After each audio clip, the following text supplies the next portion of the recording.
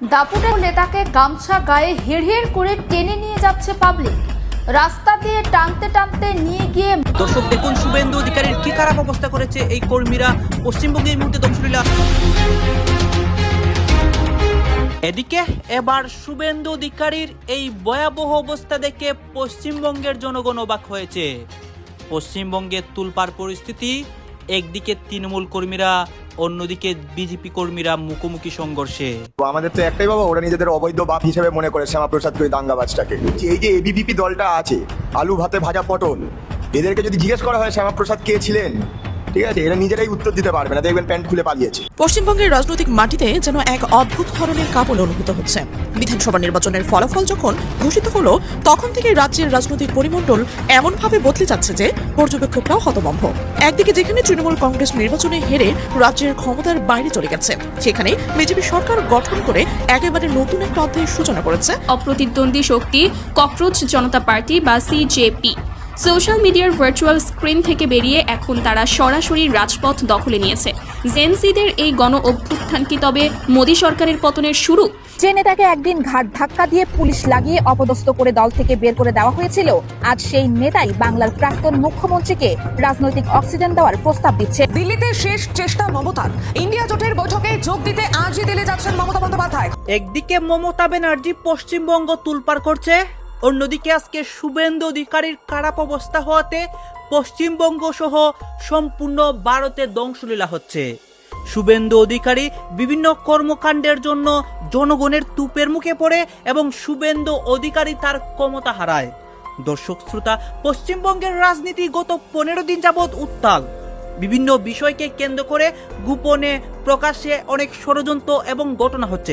সবকিছু দেখানোর চেষ্টা করবো এই একটি ভিডিওর মাধ্যমে, এবং শুভেন্দু অধিকারীর অবস্থা এবং তার পদত্যাগের বিষয়ে যে অসংখ্য কথা সবকিছু তুলে ধরবো। পশ্চিমবাংলার প্রথম মুখ্যমন্ত্রী যাকে চুরি করতে দেখা গেছে, আর কোন মুখ্যমন্ত্রীকে চুরি করতে দেখা যায়নি। শুভেন্দুর মতন বড় চোর পশ্চিমবঙ্গে নেই, ও চুরি করে জিতেছে।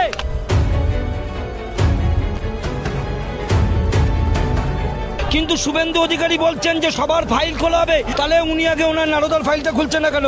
ওনাকে স্বচক্ষে টাকা নিতে দেখা গেছে, উনি ওনার ফাইলটা করুক। আমরা দুধকলা দিয়ে কালসাপ পুষেছিলাম, দুধকলা দিয়ে কালসাপ পোষা হয়েছিল ঋতব্রত বন্দ্যোপাধ্যায়, তার ফল এখন মমতা ব্যানার্জি। আমি বিজেপির দালালদের সাথে ঝগড়া করব না।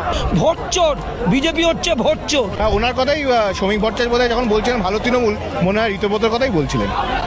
ঋতব্রতদার উদ্দেশ্যে একটা কথাই বলবো, যে ঋতব্রতদা যদি মনে করেন যে তারা 4-5 জনকে নিয়ে, গুটি কয়েকজনকে নিয়ে তার পরবর্তীতে তৃণমূল কংগ্রেস গড়বেন নিজের মতো, এইভাবে যে বেকার হকারদের উচ্ছেদ করা হচ্ছে, একটা পরিবারের 4 জন করে জড়িত, আজকে তারা আত্মউন্নয়নের পথ বেছে নিচ্ছে, এর দায়িত্ব কে নেবে? আমাদের এখানে বিজেপি এসেই বুলডোজার জাস্টিস দিতে আরম্ভ করেছে মানুষকে, এবং মানুষ এবার বুঝতে পারবে কাদেরকে নিয়ে এসছে আমাদের রাজ্যে। দিল্লি, ইউপি, মহারাষ্ট্র, কোথাও সবকা বিকাশ হয়নি, বেটি পড়াও বেটি বাঁচাও হয়নি, এবং আমাদের এখানেও হবে না। তৃণমূল কংগ্রেসের একাধিক নেতাদের ওপর কিন্তু নামের আগে চোর স্লোগান দেওয়া হচ্ছে। দেখুন, আমাদের একটাই কথা, আপনার কাছে যে এতগুলো বিধানচন্দ্র রায়, অতুল্য ঘোষ, জ্যোতিবাবু, বুদ্ধদেব ভট্টাচার্য, মমতা ব্যানার্জি, এই যে যারা ছিল, তাদের আগে কোনো চোর বদনাম আছে? তারা কোনো কারাপশনের সঙ্গে জড়িত? কিন্তু শুভেন্দু অধিকারী বলছেন যে সবার ফাইল খোলা হবে, তাহলে উনি আগে ওনার নারদার ফাইলটা খুলছেন না কেন? ওনাকে স্বচক্ষে টাকা নিতে দেখা গেছে, উনি ওনার ফাইলটা করুক। প্রধানমন্ত্রী তো নিজে বলেছে বা ভাই বা চোর হ্যায়, চোর হ্যায়। সেই শুভেন্দু অধিকারীকে আজকে গলায় জড়িয়ে ধরে, এটা কোন ধরনের গণতন্ত্র? আর যারা অন্যায় করেছে তৃণমূল থেকে, তাদের ক্ষেত্রে তাদের সঙ্গে আমাদের কোনো যোগাযোগ। কিন্তু মমতা ব্যানার্জি সততার প্রতীক এখনো মমতা বন্দ্যোপাধ্যায়। মমতা বন্দ্যোপাধ্যায় ছাড়া সবাই না, সবাই না, যারা অন্যায় করেছে অন্যায়। শুনুন, একটা সংসারে 10 জন থাকলে একজন খারাপ থাকবেই, সে হাতের 5 আঙুল সমান, সেটা মেনে নিতে হবে। ঋতব্রত বন্দ্যোপাধ্যায় নতুন দল করবেন বলছেন। শুনুন, আমরা দুধকলা দিয়ে কালসাপ পুষেছিলাম, দুধকলা দিয়ে কালসাপ পোষা হয়েছিল ঋতব্রত বন্দ্যোপাধ্যায়, তার ফল এখন মমতা ব্যানার্জি। মমতা বন্দ্যোপাধ্যায় হচ্ছে মানবিক মুখ্যমন্ত্রী, মমতা বন্দ্যোপাধ্যায় মানবিক মুখ্যমন্ত্রী। আজকে লক্ষ্মী ভাণ্ডার, অন্নপূর্ণা ভাণ্ডার কজন পাবে আমরাও দেখব। এটা পুরো ভাওতা। লাডলি বাহিনা কেউ পেয়েছে? দিল্লিতে রেখা গুপ্ত কি বলছে, এগুলো কিছু ছিল না। বিহারে বাড়িঘর ভেঙে বুলডোজার চালানো হচ্ছে, 10,000 টাকা করে দেওয়া হয়েছিল, সেই টাকা কোথায়, সে জবাবটাকে কোথায় দেবে? এইভাবে যে বেকার হকারদের উচ্ছেদ করা হচ্ছে, একটা পরিবারের 4 জন করে জড়িত, আজকে তারা আত্মউন্নয়নের পথ বেছে নিচ্ছে, এর দায়িত্ব কে নেবে? এর দায়িত্ব কে নেবে? মানুষের রাস্তাঘাট জল আলো নিয়ে তো কোনো সমস্যা ছিল না। ওরা কি মানুষের ভোটে জিতেছে? ওরা গণতন্ত্র হত্যা করে এই নির্বাচনে জিতেছে। ভোট চোর, বিজেপি হচ্ছে ভোট চোর। দিল্লিতে শেষ চেষ্টা মমতার। ইন্ডিয়া জোটের বৈঠকে যোগ দিতে আজই দিল্লি যাচ্ছেন মমতা বন্দ্যোপাধ্যায়। ক্ষমতাচ্যুত হয়ে ইন্ডিয়া জোটের কথা আরো বেশি মনে পড়ছে মমতার। এবার ইন্ডিয়া জোটের বৈঠকের প্রধান উদ্যোক্তা তৃণমূল। কংগ্রেসের সঙ্গে বন্ধুত্ব চায় তৃণমূল। তৃণমূলের মতোই ইন্ডিয়া জোটের অবস্থাও ছন্ন ছাড়া। জোট ছেড়ে বেরিয়ে গিয়েছে আপ ডিএমকে। গতকাল অধীরের সঙ্গে কথা বলে নিয়েছেন রাহুল গান্ধী। কাল দিল্লির কমিউনিস্ট ক্লাবে বৈঠক রয়েছে এবং নির্দিষ্ট কর্মসূচি না থাকলেও ইতিমধ্যেই দিল্লিতে অভিষেক বন্দ্যোপাধ্যায় ইন্ডিয়া জোটের বৈঠক এবং আজই মমতা বন্দ্যোপাধ্যায় দিল্লি যাচ্ছেন। ক্ষমতাচ্যুত হয়ে ইন্ডিয়া জোটের কথাই কি আরো এবার বেশি করে মনে পড়ছে মমতা বন্দ্যোপাধ্যায়? কারণ এবার ইন্ডিয়া জোটের বৈঠকের প্রধান উদ্যোক্তা তৃণমূল। কংগ্রেসের সঙ্গেও বন্ধুত্ব করতে চাইছে তৃণমূল। দিল্লিতে এবার শেষ চেষ্টা মমতার। ইন্ডিয়া জোটের বৈঠকে যোগ দিতেই আজ দিল্লি উড়ে যাচ্ছেন মমতা বন্দ্যোপাধ্যায়। ক্ষমতাচ্যুত হয়ে ইন্ডিয়া জোটের সঙ্গে আরো বেশি এবার মনে পড়ছে মমতার। এবার ইন্ডিয়া জোটের বৈঠকের প্রধান উদ্যোক্তা তৃণমূল কংগ্রেস। আর এদিকে কংগ্রেসের সঙ্গেও কিন্তু বন্ধুত্ব করতে চাইছে তৃণমূল। তৃণমূলের মতোই ইন্ডিয়া জোটের অবস্থাও কিন্তু একই রকম, ছন্ন ছাড়া। আর এই মুহূর্তে আমার সঙ্গে দুই প্রতিনিধি রয়েছেন প্রতিনিধি রাজীব চক্রবর্তী, পাশাপাশি রয়েছেন অপর আরেক প্রতিনিধি মৌমিতা চক্রবর্তী। শুরুতেই একাধিক বিষয় উঠে আসছে, আমি সবার আগে রাজীবের কাছে যাই। রাজীব, এই সময় ইন্ডিয়া জোটের কথা কেন আরো বেশি করে মনে পড়ছে মমতার? দেখো, স্বাভাবিকভাবেই এই সময় বেশি করে মনে পড়বে, তার কারণ এই মুহূর্তে ক্ষমতাচ্যুত হয়েছেন মমতা বন্দ্যোপাধ্যায়। ক্ষমতায়সীন মমতা বন্দ্যোপাধ্যায় এবং ক্ষমতাচ্যুত মমতা বন্দ্যোপাধ্যায়ের মধ্যে কি পার্থক্য, কি ফারাক, সেটা সকলেই দেখতে পাচ্ছেন। এই মমতা বন্দ্যোপাধ্যায় এবং তার দল তৃণমূল কংগ্রেস, রাহুল গান্ধী, সোনিয়া গান্ধী এবং সমগ্র কংগ্রেস সম্পর্কে তাদের যে মন্তব্য, তাদের যে বলা যেতে পারে যে তাদেরকে হেয় করা, সেটা আমরা দেখেছি। সংসদীয় রাজনীতি আমরা যারা কভার করি তারা দেখেছি সংসদে দাঁড়িয়ে রাহুল গান্ধীকে তারা উপেক্ষা করেছেন এবং অনেক ক্ষেত্রেই আমরা দেখেছি যে সংসদের ভেতরে যখন মল্লিকার্জুন খাড়গে বৈঠক ডেকেছেন সেখানে তৃণমূল কংগ্রেস কিন্তু অনুপস্থিত থেকেছে। কিন্তু এখন ইন্ডিয়া জোটের যে আগামীকাল বৈঠক রয়েছে কনস্টিটিউশন ক্লাবে, সেই বৈঠকটির প্রধান উদ্যোক্তা তৃণমূল কংগ্রেস এবং এক্ষেত্রে অভিষেক বন্দ্যোপাধ্যায় তিনি গতকাল এসে গিয়েছেন এবং তিনি দিল্লিতে রয়েছেন। তার কোনো কর্মসূচি নেই। তিনি, যেটা আমরা সূত্র মারফত খবর পাচ্ছি, বিভিন্ন রাজনৈতিক দলের নেতাদের অর্থাৎ জোট শরিক নেতাদের উপস্থিতি নিশ্চিত করতে চাইছেন টেলিফোন করে। অর্থাৎ একটা বিষয় স্পষ্ট যে ইন্ডিয়া জোট যে দরকার, সেখানে জোটবদ্ধতা দরকার, ইউনিটি যে দরকার জাতীয় স্তরে, এই কথা এখন মনে পড়েছে তৃণমূল কংগ্রেসের, তৃণমূল নেত্রী মমতা বন্দ্যোপাধ্যায়ের, অভিষেক বন্দ্যোপাধ্যায়ের, এবং সেই কারণেই কিন্তু মমতা বন্দ্যোপাধ্যায় দিল্লি আসছেন। কিন্তু তুমি যেমনটা বললে যে এই ইন্ডিয়া জোট থেকে ইতিমধ্যেই কিন্তু আম আদমি পার্টি সরে গিয়েছে, ডিএমকে তারাও দূরত্ব বজায় করছে। অর্থাৎ তুমি যদি দেখো যে দলগুলি এখন রয়েছে, শিবসেনা এবং এনসিপি, তারা কিন্তু ছিন্ন বিচ্ছিন্ন হয়ে গিয়েছে। তাদের দল তৃণমূল কংগ্রেসের মতো আজকে তৃণমূল কংগ্রেস যে জায়গায় দাঁড়িয়ে রয়েছে, তারাও সেই জায়গাটা পার হয়ে এসেছে, সেই দল ভেঙে গিয়েছে।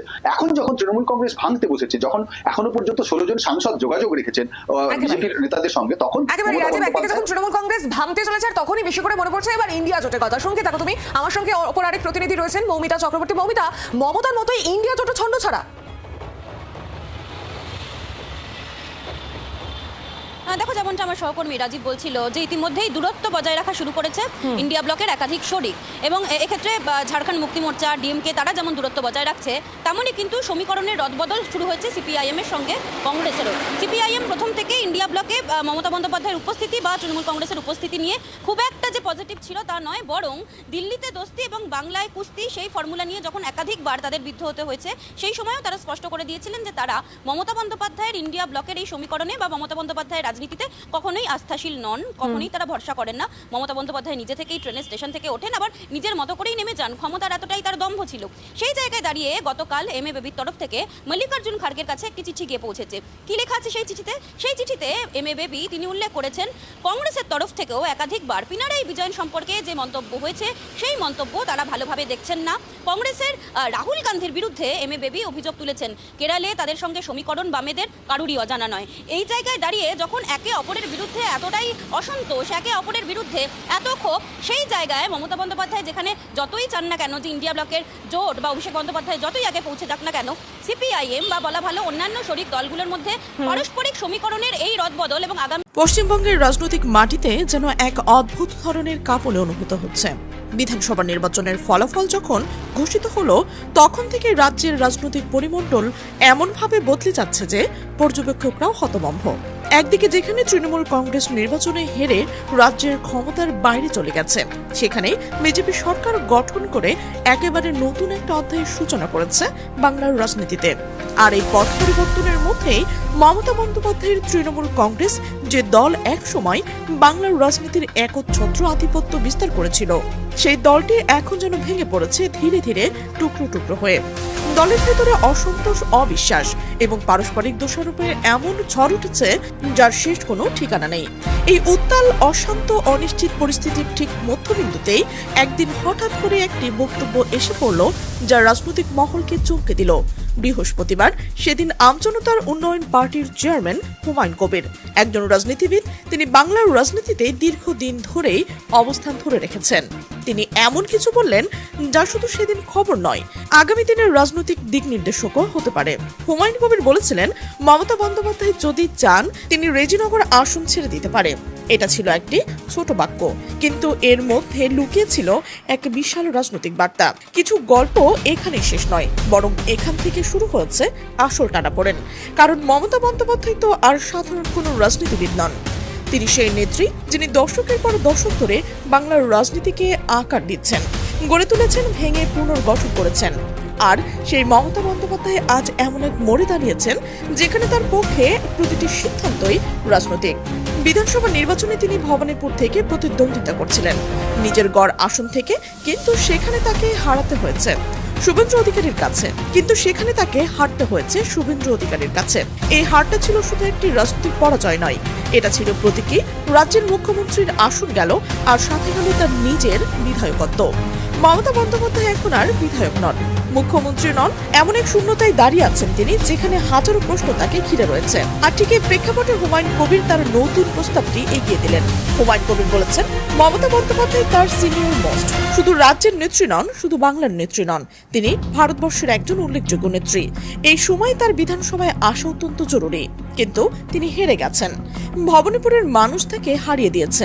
এবার তিনি যদি আসতে চান, যদি ব্যক্তিগতভাবে হুমায়ুন কবিরকে জানান, তাহলে হুমায়ুন কবির অবশ্যই রেজিনগরের মানুষের কাছে শেষ কথা বলবেন, মানে আসনটি ছেড়ে দেওয়ার প্রস্তাব সামনে আনবেন। এই বক্তব্যের মধ্যে একটা গভীর অর্থ লুকিয়ে রয়েছে। হুমায়ুন কবির শুধু একটি আসন ছেড়ে দেওয়ার কথাই বলেননি, তিনি একটা বিশাল রাজনৈতিক ইঙ্গিত দিয়েছেন। মমতা বন্দ্যোপাধ্যায়ের প্রতি তার শ্রদ্ধা, তার সমর্থন এবং তাকে জাতীয় রাজনীতিতে প্রতিষ্ঠা করার আকাঙ্ক্ষা, সবকিছুই এই একটি বক্তব্যে মিশে রয়েছে।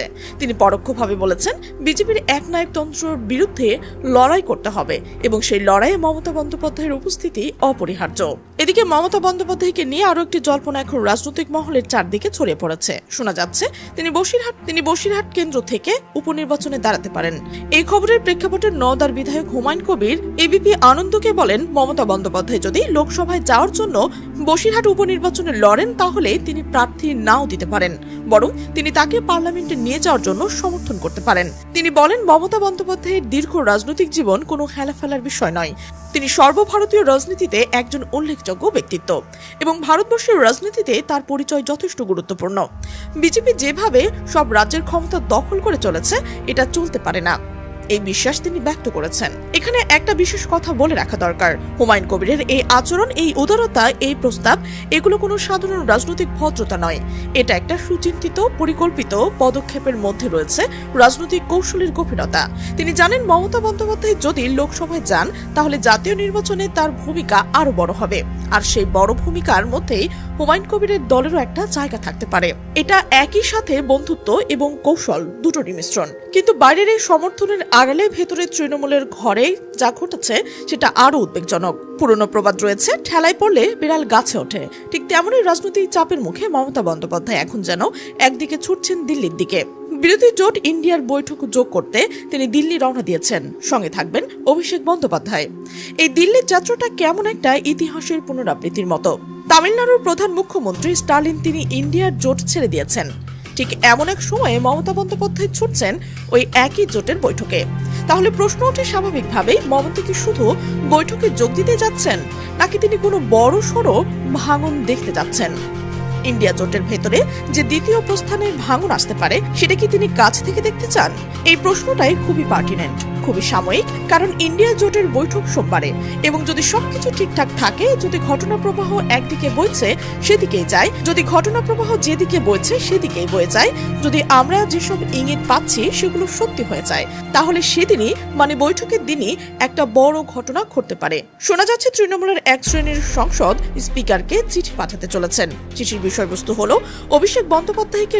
দর্শক আপনারা তো দেখলেন এখানে কি কথা হচ্ছে, অনেকেই কিন্তু অনেক কথা বলতেছে, বিশেষ করে এখানে দেখতে পাচ্ছি আমরা শুভেন্দু অধিকারীর বিষয় কথা হয়, আরও অনেক বিষয় নিয়ে কথা হয়। এই বিষয়গুলো দেখে এবং রাজনীতির প্রেক্ষাপটগুলো নিয়ে আপনার মন্তব্য কি, আপনার গুরুত্বপূর্ণ মন্তব্যটা অবশ্যই আপনারা আমাদের কমেন্ট বক্সে লিখে যাবেন। সর্বশেষে আপনাদের কাছে আমাদের একটা রিকোয়েস্ট থাকবে, আপনারা আমাদের চ্যানেলে নতুন দর্শক হয়ে থাকলে চ্যানেলটি সাবস্ক্রাইব করবেন এবং পাশে থাকা বেল বাটনটি বাজাবেন যাতে করে নেক্সট ভিডিওটা সবার আগে আপনাদের কাছে পৌঁছে যায়। ধন্যবাদ।